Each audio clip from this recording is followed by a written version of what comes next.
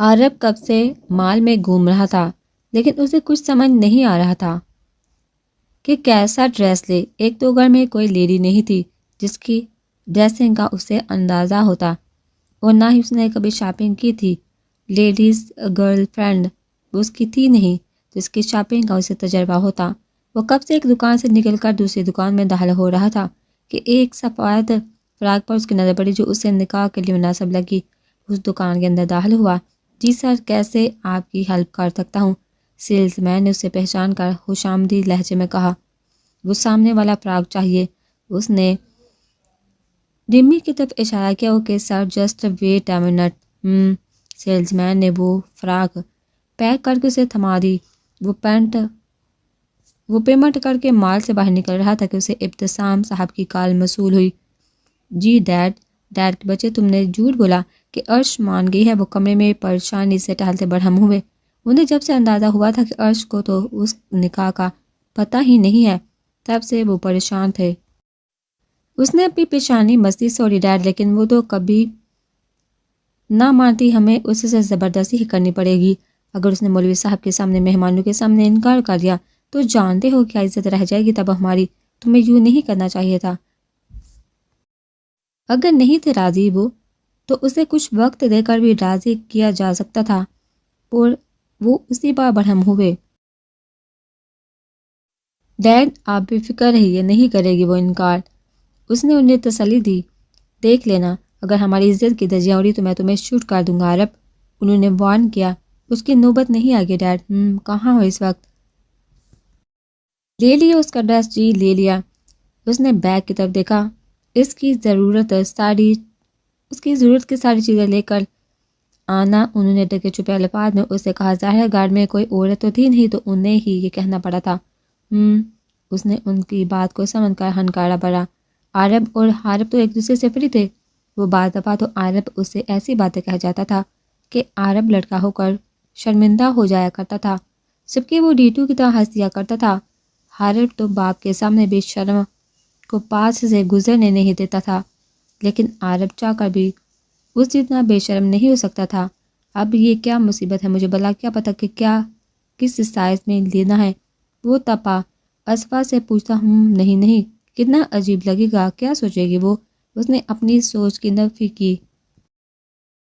لیکن کوئی چارہ بھی تو نہیں ہے۔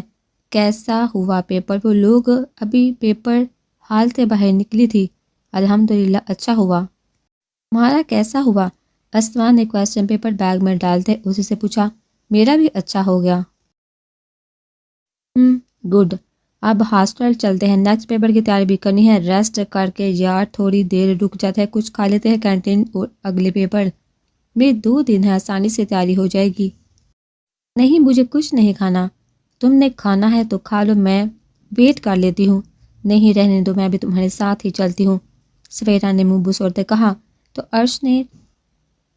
تو اسوا نے جانتے بوجھتے اس کے موڈ کو اگنور کیا، کیونکہ اگر اس وقت وہ کینٹین چلی جاتی تو سویرا کا گپ سیشن سب لڑکیوں سے شروع ہو جاتا تھا اور اس کا ٹائم ویسٹ ہوتا تھا۔ وہ دونوں گیٹ سے باہر نکل رہی تھی کہ انہیں ہان کی آواز آئی۔ اسوا تمہیں گھر سے لینے آئے ہیں مجھے، اس نے اپنی طرف اشارہ کیا۔ ہان نے ہاں میں سارا ہلایا۔ کہاں ہے؟ اس نے ہان سے پوچھا۔ وہ سامنے رہے۔ ہان نے اس کی توجہ سامنے کروائی، جہاں حارب آنکھوں پر سن گلاسز لگائے گاڑی سے ٹیک لگائے بیزار سا کھڑا تھا۔ وہ سویرا کو رکنے کا کہتی اس طرف آئی، اسے اپنی طرف آتا دیکھ کر حارب نے گلاسز اتاری۔ اس کا منموہنا چہرہ آنکھوں میں بسانے لگا۔ السلام علیکم، آپ یہاں؟ اس نے حیرانی سے سوال کیا۔ وعلیکم السلام۔ ہاں بیٹھو، گھر چلنا ہے۔ لیکن کیوں؟ اور میں نہیں جا سکتی ابھی گھر، میرے پیپر ہو رہے ہیں۔ اس نے انکار کیا۔ مجھے معلوم ہے، اور صرف آج رات کی بات ہے، کل صبح میں تمہیں خود چھوڑنے آؤں گا۔ لیکن کیوں؟ وہ وجہ جاننے کو مصر ہوئی۔ بتاتا ہوں، پہلے گاڑی میں تو بیٹھو، میں دوست کو بتاؤں۔ اوکے جاؤ۔ سویرا تم ہاسٹل چلی جاؤ، میں گھر جا رہی ہوں، اس نے اسے آگاہ کیا۔ اوکے، اپنا خیال رکھنا، تم بھی۔ سویرا سے گلے سے مل کر وہ گاڑی میں بیٹھ گئی۔ جی تو آپ بتائیے، ایسی کون سی ایمرجنسی آ پڑی کہ مجھے کالج سے لے جانا پڑا؟ وہ سنجیدگی سے گویا ہوئی۔ ایمرجنسی ہی ہے، لیکن خوشی والی۔ اوکے، اور وہ کیا ہے؟ وہ پوری اس کی طرف گھومی۔ اسے سے پوچھے تو یہی پہلی دفعہ تھا جب وہ اتنی دل جمی سے اس کے جواب کا انتظار کر رہی تھی۔ عرش کا نکاح ہے عارف کے ساتھ۔ عارف کے ساتھ کیا؟ وہ جو اس کی کسی فضول ہی منطق کے لیے اسے سنانے کو تھی، اس کی بات پر اس کے 440 ووٹ کا جھٹکا لگا۔ اس کے ایکسپریشن پر اس نے ہنسی دباتے کہا، یہ کیسے ہو سکتا ہے؟ اتنی اچانک اور عرش کی رضامندی ہے اس سام میں؟ اس نے پریشانی سے پوچھتے آخر میں مشکوک سا اسے دیکھا۔ حارم نے سب اس کے گوشے گزار کر دیا۔ او مائی گاڈ! اس نے اپنے منہ پر ہاتھ رکھا۔ بابا بھی آئے ہوئے ہیں؟ خوشی سے اس کے آنسو نکلنے شروع ہو گئے۔ رونا نہیں تو میں اپنے طریقے سے تمہارے یہ انمول اور مزیدار آنسو چنوں گا اور پھر تم مجھے برا بھلا بولو گی۔ اس کے آنسو اسے تکلیف دے رہے تھے، اس لیے اس نے جان بوجھ کر ایسا کہا۔ اس کی بات پر اسے ٹھڑکی کا لقب دیتی وہ اپنے آنسو پہنچ کر کھڑکی سے باہر دیکھنے لگی۔ ہیلو، ہاں بولو۔ عارف نے اسپیکر آن کیا۔ اسوا تمہارے ساتھ ہے نا؟ اس نے تصدیق چاہی۔ ہاں۔ اس نے کھڑکی سے باہر دیکھتے اسوا کو دیکھا کہا، اسے فون دو، مجھے کچھ مدد چاہیے اس کی۔ اچھا اسوا بات کرو۔ عارف سے السلام علیکم بھائی۔ وعلیکم السلام گڈیا، مجھے تمہاری مدد چاہیے۔ وہ ہچکچاہٹ سے گویا ہوا۔ جی پھر جو عارف نے پوچھا، عرش تو عارف کی موجودگی میں شروع ہوگی۔ شرم سے فون اسپیکر پر تھا۔ عرش نے اسوا نے جلدی فون ڈیش بورڈ پر پھینکا اور اسپیکر آف کر کے عارف کی طرف دیکھا جو مسکراہٹ چھپانے کی غرض سے لال ہو گیا تھا۔ اسوا نے کال کٹ کی اور میسج میں سب بتا کر موبائل دوبارہ ڈیش بورڈ پر رکھ دیا۔ ابتسام اور افسام صاحب کی کوئی بہن تو تھی نہیں جو اس خوشی کے موقع پر جہاں ہوتی، لیکن عارف اور عارف کے ایک ماموں تھے جو اپنے بیٹے عثمان اور بیوی حاجہ کے ساتھ اس موقع پر مینشن آ گئے تھے۔ عرش کو تیار کرنے کے لیے بھی بیوٹیشین آ چکی تھی۔ حاجہ اچھی خاتون تھی، ملنسار سی، بے زر ممانی یہ جوڑا اور چیزیں ہیں۔ عرش کی عارف نے چیزیں انہیں تھمائی۔ ممانی عرش کے کمرے کی طرف بڑھنے لگی۔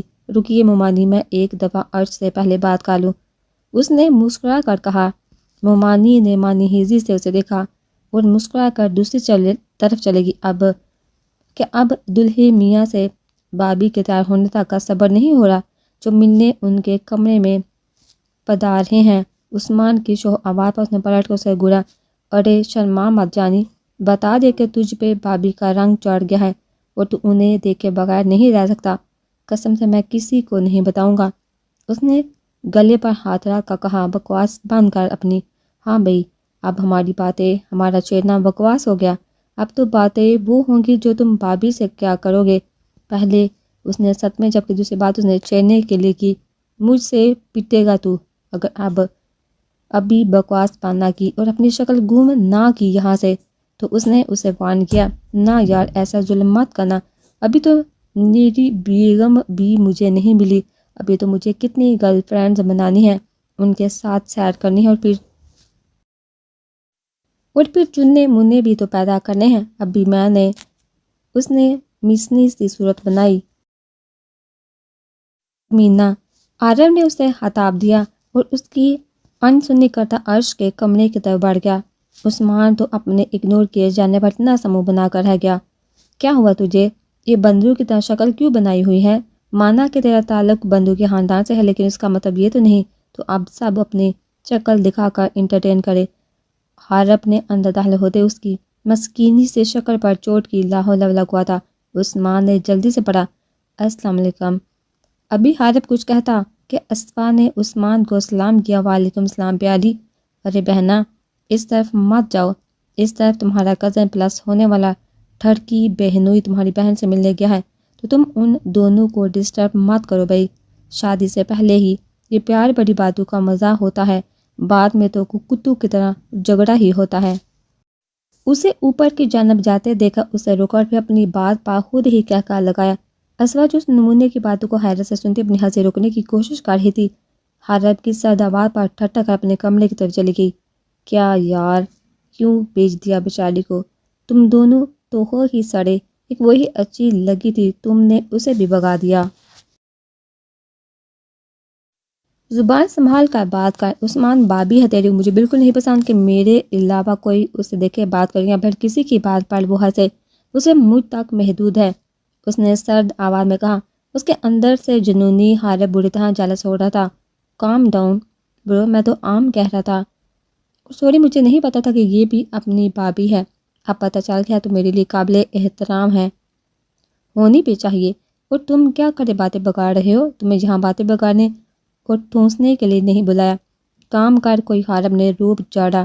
میں کیوں کروں کوئی کام؟ میرے کزن کا نکاح ہے، میں تو صرف بیٹھ کر چھوارے کھاؤں گا، کیا پتہ اللہ کو مجھ مسکین پر بھی ترس آ جائے اور میں بھی شادی شدہ ہو جاؤں اور پھر اگلے سال تم دونوں کو ماموں بنا دوں، آمین ثم آمین۔ عثمان نے دعایا، اپنے منہ پر ہاتھ پھیرا، چہرہ ہاتھ پھیرے ترسی ہوئی قوم حارب ناگواری سے کہتا سیدھا چڑھ گیا، کہ تم دونوں کو بن مانگے مل گئی ہے نا، اس لیے کہہ رہے ہو؟ میں بھی دیکھتا اگر تمہیں بھی بابی نہ ملتی تو کیسے تم مجھے یہ کہتے۔ عثمان نے پیچھے سے ہانگ لگائی، یہ دروازہ کھولو، قیدی بنا دیا تم لوگوں نے مجھے، پاگل ہو گئے ہو؟ میں اس کمرے میں بند ہو کر اسے کمرے میں داخل ہوتا دیکھا، وہ جنجلائی سی سخت لہجے میں بولتی اس کے قریب آئی، ہاں لگتا ہے میری مسز کو بڑی جلدی ہے کہ میں کمرے میں آؤں اور وہ میرے قریب آئے۔ عارب نے اس کی کمر میں ہاتھ ڈال کر اسے اپنے قریب کرتے سرگوشی کی۔ عرش کو پتہ ہی نہ چلا کہ کب وہ جنجلائی سے اس کے اتنے قریب کھڑی ہوگی، پتہ تو تب چلا جب عارب نے اسے اپنے قریب کیا۔ یہ کیا بدتمیزی ہے، چھوڑ مجھے۔ وہ اس کی باہوں میں متلی اور خود کو چھڑوانے لگی۔ لو چھوڑ دیا، لیکن یہ بات یاد رکھنا کہ تم اس حصار سے اس لیے نکلی ہو کیونکہ میں نے ایسا چاہا، ورنہ تم میرے حصار سے تب تک نہیں نکل سکتی جب تک میں نہ چاہتا۔ عارب نے اسے باور کروایا، اور ہاں ابھی حاجہ آنٹی نکاح کا جوڑا اور بیوٹیشن کے ساتھ آ رہی ہیں تو کوئی بھی تماشا مت کرنا، چپ چاپ تیار ہو جانا۔ میں کیوں تیار ہوں گی؟ اس نے جانتے بوجھتے انجان بن کر پوچھا۔ وائی پی ٹو بھی وہ اس لیے کہ آج ہمارا نکاح ہے۔ تم ہاں کہو گی خوشی خوشی، اور اس کی ریزن یہ ہے کہ تم ہرگز نہیں چاہو گی کہ تم تاعمر اس کمرے میں قید ہو کر رہ جاؤ۔ بھئی ایک دن اس کمرے میں رہنے سے بقول تمہاری تم پاگل ہو گئی ہو، تو کچھ دن مزید رہنے سے تو تم پوری پاگل ہو جاؤ گی۔ تم میرے ساتھ ایسا نہیں کر سکتے۔ وہ چلائی، آواز نیچی، اور میں ایسا کیا سب کچھ کر سکتا ہوں، جلدی خود کی ننھی سے جان کو ہلکان کرنے کی ضرورت نہیں، کیونکہ اسے میں اپنے لمس سے ہلکان کروں گا۔ نکاح کے بعد اسے گہری نظروں سے دیکھتے وہ مانی حیث ہوا، عرش اس کے ارادوں سے کام کی۔ میں مر جاؤں گی لیکن تم جیسے گھٹیا شخص سے شادی ہرگز نہیں کروں گی۔ گھٹیا وان تو ابھی میں نے دکھایا نہیں اور نہ تم نے دیکھا ہے، لیکن ڈونٹ وری، تمہاری یہ خواہش بھی میں پوری کر دوں گا۔ اس کی تھوڑی خود بوجھتے وہ اس کے کان میں گرایا۔ درد کی وجہ سے عرش کا آنسو پھسل کر اس کے گال پر آ گیا۔ بند کرو یہ ڈرامے اور کوئی ڈرامہ مت کرنا اب، ورنہ چاچو اپنی ایک بیٹی سے محروم ہو جائیں گے، اور اسوا کو بھی بھیج رہا ہوں میں، ہو سکتا ہے اس کے سمجھانے سے تمہیں عقل آ جائے۔ اس کے آنسو اپنی پور پر چن کر ہوا میں اڑاتے اسے بیڈ بار دھکا دیتے وہ کمرے سے نکل گیا۔ عرش نے ہچکی لی۔ کیا ہوا عرش؟ اسے اوندے منہ لیتے اس کی ہچکی بڑھتے جسم کو دیکھا اسوا پریشانی سے اس تک آئی۔ آپو مجھے نہیں کرنی یہ شادی۔ وہ ہچکی سے روئی۔ میں نے کتنی دفعہ تمہیں سمجھایا تھا کہ ایسا کچھ مت کرنا، لیکن تم نے تو وہ کر دکھایا جس کا کسی نے سوچا بھی نہیں تھا۔ کیا ضرورت تھی تمہیں وہ بےہودہ ڈانس کمپٹیشن میں حصہ لینے کی؟ اس نے افسوس سے کہا۔ آپو بھی، عرش نے بے یقینی سے کہا۔ کیا عرش؟ میں بھی اب یہ مت کہنا کہ انہوں نے مجھے بھڑکایا ہے عرش، تم ہر دفعہ صحیح نہیں ہو سکتی۔ میں نے تمہیں پہلے بھی سمجھایا تھا کہ ہم جتنے بھی بڑے ہو جائیں ہم رہیں گے ابھی نہ سمجھی، ہم اس دنیا کی چال بازیوں کو نہیں سمجھ سکتے۔ یہی تو میں بھی کہہ رہی ہوں کہ آپ ان لوگوں کی چال بازیوں کو نہیں سمجھ رہی، یہ ہمارے اپنے نہیں، یہ سب دھوکے باز ہیں۔ عرش نے اس کے ہاتھ پکڑ کر اسے سمجھانا چاہا۔ عرش بہت ہو گیا، ایک ہی رٹ تم نے لگا رکھی ہے، کب سے میں یہاں تمہاری باتیں سننے نہیں بلکہ تمہیں تیار کرنے آئی ہوں، اس لیے پلیز اب کچھ مت بولنا، اور تمہیں میری قسم ہے تم بنا ہنگامے کیے یہ نکاح قبول کر لو گی۔ اسوا نے اسے بلیک میل کیا۔ کچھ دیر عرش بے یقینی سے اسوا کو دیکھتی رہی۔ ٹھیک ہے، نہیں کروں گی کوئی ہنگامہ، تیار ہوں میں نکاح کے لیے۔ اس نے اپنے آنسو پونجے۔ عارب بھائی بہت اچھے ہیں، دیکھنا وہ تمہارا بہت خیال رکھیں گے۔ اسوا نے اسے گلے لگایا۔ بات سنو اسوا عرش کو سمجھانے اور بیوٹیشن کے حوالے کر کے خود تیار ہونے کمرے میں جا رہی تھی۔ حارب نے اسے مخاطب کیا۔ جی اسما نے بھی بنا بل ڈالے جواب دیا۔ آج اس کی بہن کا نکاح تھا اور وہ نہیں چاہتی تھی آج کے دن کوئی بدمزگی ہو۔ تیار ہونے جا رہی تھی۔ اس نے پوچھا جی یہ لو یہ ڈریس میں نے تمہارے لیے آرڈر کیا تھا۔ حارب نے ایک پیکٹ اس کی جانب بڑھاتے کہا اس کی ضرورت نہیں تھی، میرے پاس نئے کپڑے پڑے ہوئے ہیں، مجھے نہیں معلوم تمہارے پاس کپڑے ہیں یا نہیں، لیکن تم آج یہی پہنو گی۔ اس کے گریزپا اس نے سخت لہجے میں کہا۔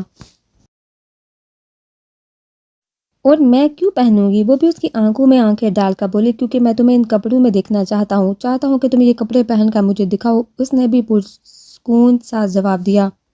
اس کے جواب پر کول مائنڈ سلویہ کو تپ تو چڑھ گئی۔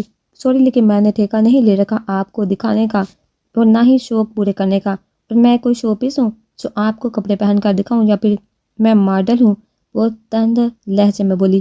بکواس بند کرو اپنی، تمہاری زبان گدی سے کھینچ لوں گا اگر خود کو آئندہ شو پیس یا ماڈل کہنے کی ضرورت کی تو۔ تم کیا ہو یہ جلد ہی تمہیں پتہ چل جائے گا، اور کپڑے تو تمہیں یہی پہنے ہوں گے۔ سب سے پہلے دیکھوں گا بھی میں ہی تمہیں ان کپڑوں میں خبردار اگر اس سے پہلے تم کمرے سے باہر نکلی تو ٹانگیں توڑ دوں گا۔ اور یہ کیا تم باہر اس گینچوے عثمان کی بات پر دانت نکال رہی تھی؟ آئندہ نہ دیکھو میں کسی ایلی کی بات پر ہنسے، اگر اتنا ہی ہنسنے کا شوق ہوا تو میری بات پر ہنس لیا کرو، اور اگر ویسے ہی دل کرے تو ہنس لیا کرو۔ میں تو تا عمر تمہاری ہنسی سننے کو تیار ہوں، لیکن شرط یہ ہے کہ وہ ہنسی صرف میرے لیے ہو اور صرف میں ہی اسے سنوں۔ اس کے خود کو بےہودہ الفاظ سے مخاطب کرنے پر اس کا دماغ ہی گرم ہو گیا تھا، اور پھر کچھ دیر پہلے والا جیلس پوزیسو حارب بھی آن ہو گیا تھا۔ اسما تو آنکھیں پھاڑے اس کا دون سے سن رہی تھی۔ آنکھیں چھوٹی کرو اور پکڑو یہ بیگ اور تیار ہو، کم ٹائم ہے۔ اس پر حکم جاتا یہ جاؤ وہ جا۔ اسما بھی سر جھٹک کر واک آؤٹ کر اس نے کمرے میں آ کر بیگ کھولا تو بیگ بلیک کلر کی نیٹ کی خوبصورتی پیروں کو چھوٹی فراق تھی جس کے دامن میں بازو میں پر بھی بلیک کرسٹل سے ڈیزائن بنا ہوا تھا۔ اسما نے ستائی سے اس نیٹ کی فراق کو دیکھا تھا اور پھر چینج کرنے چلی گئی تھی۔ ماشاءاللہ بہت پیاری لگ رہی ہو، اللہ نظر بات سے بچائے۔ حاجہ بیگم نے اس کے حسین چہرے کو دیکھتے کان کے پیچھے نظر کا ٹیکہ لگاتے دعا دی۔ سفید رنگ کے نگینوں سے آراستہ نیٹ کی یہ فراق قابل تعریف تھی جس کے بارڈر پر بھی سفید نگینوں سے ڈیزائن بنایا گیا تھا۔ گلا اس کا ڈیپ تھا جس بیوٹیشن نے سفید ہی دوپٹے سے پن لگا کر کور کیا تھا۔ سموکی آئز، چہرے پر سب سے چھانے والی لالی ریڈ لپسٹک، ماتھے پر بندیاں اور ناک میں نتنی جس کا موتی الگ ہی قیامت برپا کر رہا تھا۔ ابھی تو یہ قیامت حارب پر بھی ٹوٹنی تھی اور اس کا دل کر رہا تھا کہ وہ اپنے اس سمڑے سجے روپ کو بھی تہس نہس کر دے۔ اسے نفرت ہو رہی تھی اس شخص سے، اپنے وجود سے جسے اس شخص کے لیے سجایا گیا تھا۔ اسے یہ سفید رنگ اس کی خوشیوں کے قتل کا لگ رہا تھا۔ بیوٹیشن نے اس کے سر پر نیٹ کا ہی دوپٹہ سیٹ کیا، یوں کہ نکاح کے وقت دوپٹے کو آگے سرکا کر اس کا گھونگھٹ بن جاتا۔ نہ جانا یہ آپ کو کہاں رہ گئے ہیں، اس نے دل میں جھنجھلاتے سوچا۔ اس کا دل کر رہا تھا کہ اپنی بے بسی پر بین ڈال کر روئے، واللہ یہ کیسی آزادی تھی کہ ایک قید سے آزاد ہونے کے لیے اسے دوسری قید قبول کرنی پڑ رہی تھی۔ لیکن اس سب کا سوز سمیت بدلہ وہ عرب سے لینے کا ارادہ رکھتی تھی جس نے اسے بے بس کر کے اپنا سکہ منوایا تھا۔ مامی بابی کو لے کر آ جائیے، ہمارے دلہے صاحب سے ویٹ نہیں ہو رہا۔ عثمان نے دروازے کے اندر سے تھوڑی سی گردن نکال کر کہا، ٹھیک ہے چلو تم ہم آ رہے ہیں، آپو کو بلا دے پلیز۔ اس نے بیگے لہجے میں کہا، بیٹا تم باہر چلو، مولوی صاحب انتظار کر رہے ہیں۔ اسما بھی وہیں ہوگی؟ حاجہ بیگم نے سمجھایا تو وہ بھی ہاں میں سر ہلا کر کھڑی ہوگی۔ اسما پوری دلجمی سے تیار ہوئی تھی کہ ملازمہ کے بتانے پر کے نکاح شروع ہونے والا ہے تو وہ جلدی ہاتھ چلانے لگی۔ جانتی تھی عرض کو اس وقت اس کی بہت ضرورت ہوگی۔ وہ اپنا حجاب سیٹ کر کے جو کہ ڈریس کے ساتھ ہی تھا موڑی کے دروازے سے ٹیک لگائے۔ حارب کو دیکھا پہلے تو وہ ڈر گئی لیکن پھر غصے سے گھورا، جانتا ہوں میں بہت پیاری لگ رہی ہو میری جان، لیکن اس وقت میری خوبصورتی تمہارے سامنے کہیں چھپ سی گئی ہے۔ وہ باری قدم اٹھاتا اس تک پہنچا۔ وہ لو دیتی نظروں سے اس کے چہرے کا طواف کرنے لگا۔ وہ خود بھی اس وقت بلیک کلر کی شلوار قمیض میں ملبوس تھا۔ پلیز آپ سائڈ پر ہوں، اس نے اس سے ریکویسٹ کی۔ جان ایسی ریکویسٹ ہی کیوں کرتی ہو جو میں پوری ہی نہ کر سکوں؟ دیکھیے پلیز۔ اوکے دکھاؤ کیا؟ وہ حیران ہوئی۔ خود ہی تو کہا دیکھو۔ وہ جنجلائی۔ آپ اپنا ٹھڑک پن پھر کسی وقت کے لیے رکھ لیجیے گا۔ ابھی نیچے آپ کے بھائی اور میری بہن کا نکاح ہے اور مجھے یقیناً آپ کو بھی دیر ہو رہی ہوگی، تو پلیز راستہ دیں۔ چہرے پر مصنوعی مسکراہٹ سجائی جو کہ اسے مشکل ہی لگی، گویا ہوئی ہاں ہاں ہاں، اس روم میں تو میں بھی قاتل حسینہ لگ رہی ہوں۔ خود کو قاتل حسینہ کہا جانا اسے سخت ناگوار گزرا تھا۔ تبھی ناگواری سے سر جھٹکا۔ آیا تو میں تمہاری تعریف کرنے تھا، لیکن تمہیں دیکھ کر سب کچھ بھول جاتا ہوں۔ وہ ہنسا۔ خود میں نہیں رہتا، بس تم ہی تم ہو جاتا ہوں۔ وہ جذبات سے بھری لہجے میں بولا۔ اس کا لہجہ انتہائی دلکش تھا۔ لیکن ابھی وقت کم ہے تو صرف اس پر ہی بہت پیاری لگ رہی ہو، اتنی کہ اپنا دل تم پر سے وارنے کو دل کر رہا ہے کہ سینہ چیر کر اس میں تمہیں چھپا دوں کہ میرے علاوہ کوئی تو کیا تم خود بھی خود کو نہ دیکھ سکو۔ ابھی تم باہر اس طرح تیار ہو کر جا رہی ہو تو یقین مانو دل کر رہا ہے یہ سوچ کر ہی دماغ میں خون ٹھوکریں مارنے لگتا ہے کہ میرے علاوہ بھی تمہیں کوئی دیکھے گا، کسی کی آنکھوں میں تمہارے لیے ستائش بڑی ہوگی۔ مجھے تو ان خواتین سے بھی جلتی ہوتی ہے جو تمہیں نظر بار کر دیکھتی ہیں۔ وہ ہنس کر اپنی دیوانگی اسے بتانے لگا۔